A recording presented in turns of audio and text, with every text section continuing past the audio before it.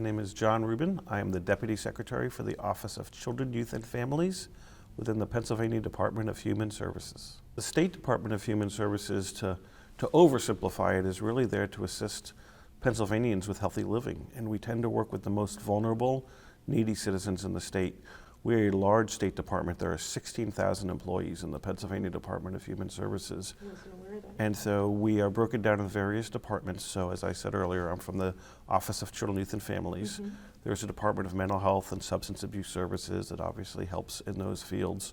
Office of Long-Term Living that helps seniors.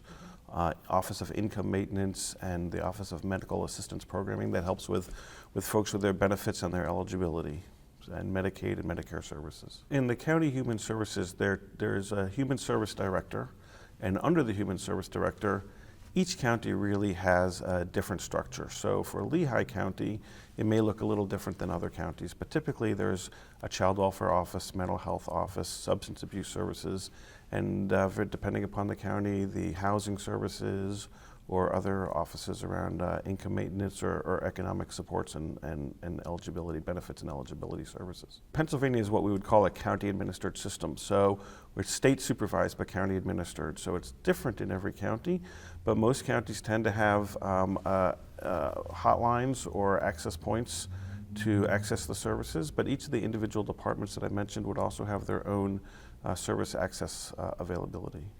In the state, anybody can also call 211, which is a statewide number where people, if they can access services and just reach a hotline operator and say, I'm struggling with housing, I'm struggling with mental health, and the 211 operators will help direct them to services in their community.